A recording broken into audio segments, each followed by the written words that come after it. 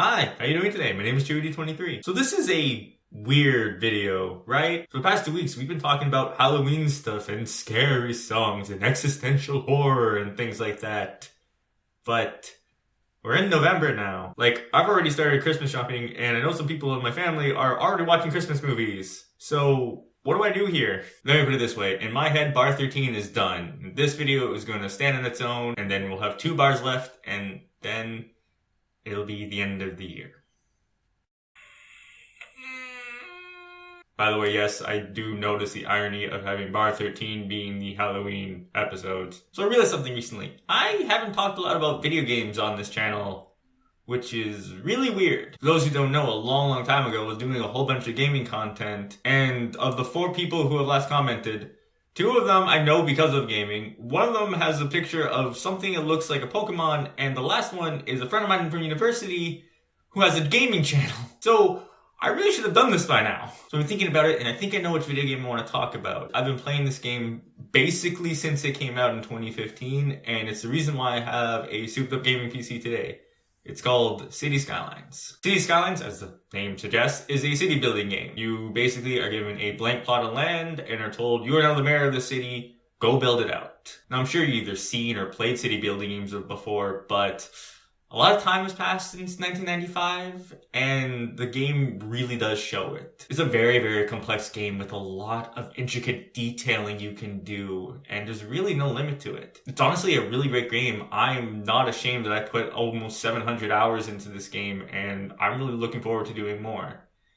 But it's not one of my favorite games. Now that's odd coming from me, right? Aren't you the guy in the description of every music video say that this is one of your favorite songs of all time? By the way, in the description of almost every music video, I have a little musings about the song itself. Please go check it out. I do a lot of work on that. Please, thank you. Yes, I am guilty as charged, but the reason why I say that is because it's true. Of the 1,400 songs I have regular access to, and of the 800 of those that I actually like, my favorites are only about 30 to 40 of those. Like for me, when something's my favorite, it means I absolutely, unabashedly love it and cherish it with all my heart. And I just don't have that with City Skylines. It's great. It's a fantastic, wonderful game. I really recommend it.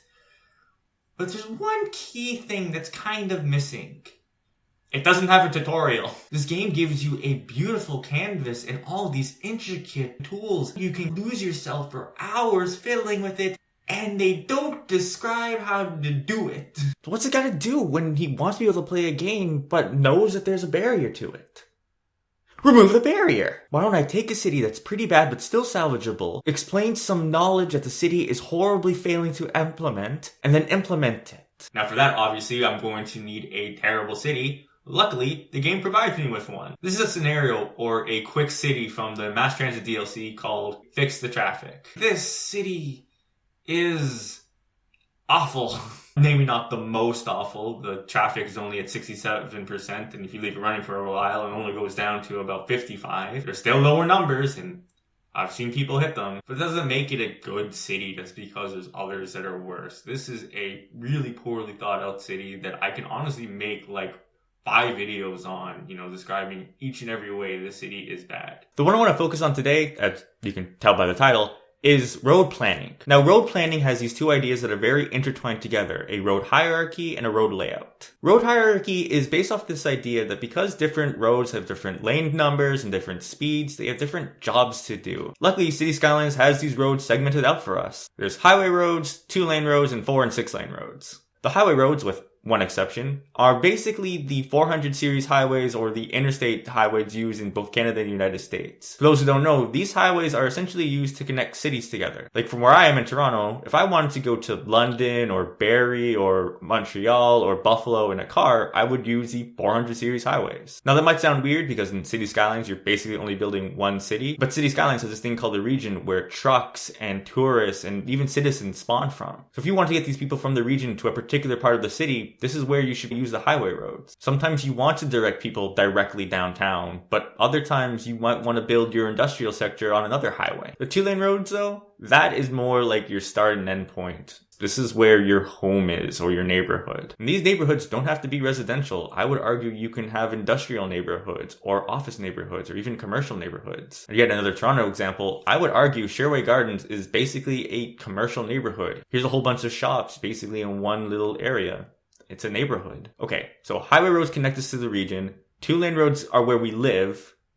But what do we do in between? That's what the 4 and 6-lane roads are for. They are the in-between roads. Their lanes and speeds are in between that of the highway and the local roads. I mean, as funny as it would be going from a 40-kilometer road to a 100-kilometer highway, you probably want to step it up a little bit. But this phrase of connective tissue brings with it a whole new set of questions. How do we link local roads to the highway and neighborhoods with other neighborhoods? For that, I say use a grid. Now I know to most people grids are unsightly, but there's a reason why they work. They provide so many connections. There's so many different ways I can go from point A to point B. Do I get onto the highway at Martin Grove? Do I get on the highway at Weston? Do I get on the highway at Jane? Do I go to Sherway via Bloor? Do I go to Sherway via the highway? Do I go to Sherway via the East Mall? All these connections work because of the grid structure in Toronto. Connections, connections, connections. Options, options, options. Okay, so connections are important. That must mean I need to add all of them. Everything must be connected. Well, okay, hold on a second. Because every time you make a new connection, you create a new intersection. And intersections are problematic because they slow down traffic. I'm sure we've all seen this scenario where we're on a road and there's 2 sets of lights and we see the ones in the distance turn red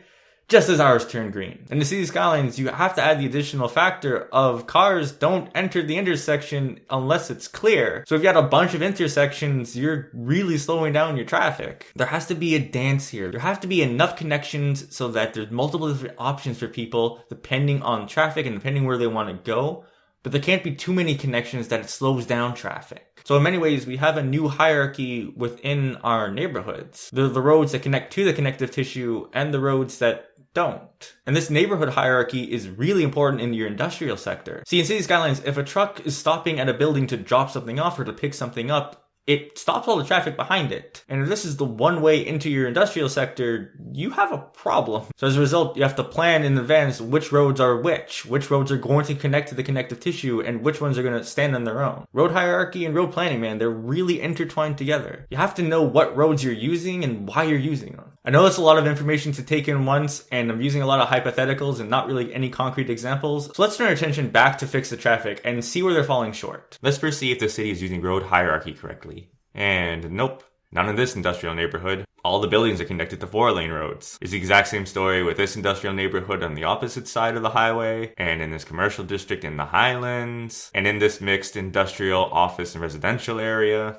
Heck, I would even say these 2 highways are incorrect. Alright, so they feel the high-level road hierarchy. How's your grid? Let's look at a top-down perspective of this city. Where do the roads go? Like, okay, I see this main highway connection going through the city, and then there's another highway going off to the left, and another one of it going off to the right.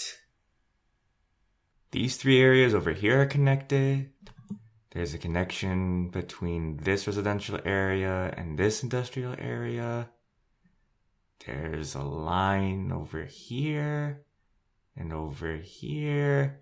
And that's about it, really. There's no way to get to this commercial district other than through this residential area. There's no way to go from this residential area to this industrial area. There's no way to go from this residential area to the other side of the highway except for this one road. This is a nightmare. Okay, so that's 2 down, but at least they have proper intersections, right? Nope. Take a look at this highway. There's 4 different roads connecting to it, and they're all right next to each other. There's not enough room to breathe here. These highway connections are also way too close together. You can barely move from one to the other. This office area on the other side of the Highlands is even worse. Not only are they using the wrong type of roads, look at all the traffic lights. This is so bad that the game actually issues a warning to you. What about their local road hierarchy? Yeah, no, fat chance. I mean, it's hard to have neighborhood hierarchy if everything else is shattered before that. But take a look at this residential neighborhood on this side of the river. We have 2 roads here that connect this neighborhood to the opposite side of the river, but they're not integrated into the rest of this neighborhood. That's no for 4, my friend. So let's use road planning to fix this city. Now, the one issue with this scenario is that you're not allowed to bulldoze residential buildings, because if you do, you're going to lose the scenario. And I don't want to do that because I don't think you need to do that in order to beat this scenario. Let's start by reestablishing establishing a high-level road hierarchy. In the Highland Shopping District, I'm only going to keep the 2 outermost 4-lane roads. The rest of these 4-lane roads I'm going to drop down to be the neighborhood roads. For the office district, I'm going to keep the 4-lane roads that connect to the university and to the highway. In this industrial neighborhood, I'm just going to delete the 4-lane roads that are approaching the main highway. Speaking of highways, I'm going to remove the left and right ones, as well as all of their connections. Finally, in this mixed neighborhood, I'm going to keep the 4-lane road that connects to the high school, the shopping district, and this row of houses. The rest are either going to be deleted or downgraded. Now that the high level stuff is taken care of, let's focus on establishing our grid. First, let's add a 6-lane road where our highways used to be and connect it to the main highway. I'm then going to reconnect those neighborhoods that already have 4-lane roads to the 6-lane road. With that done, let's extend our 4-lane roads. Let's extend this 4-lane road in the Highland Shopping District all the way to the opposite side of the river for this residential neighborhood. Then let's extend this 4-lane road in the Industrial District to this extended 4-lane road to create a T intersection. After that, let's extend the Highland Shopping District's other 4-lane road to the same industrial area and on this 4-lane road on the opposite side of the highway. I'm now going to extend this 4-lane road in the office district to the south and connect it to the shopping district in the Highlands. Now that the grid's established, we can start connecting our neighborhoods to the 4-lane roads, making sure to leave some space between our intersections, even taking advantage of our new connections. I'm then going to make other neighborhood connections using 2-lane roads. By doing all of this, we easily hit the 82% threshold the scenario wants. And there's still more things we can do. There's still more neighborhood connections to make. And we never set our local neighborhood hierarchy.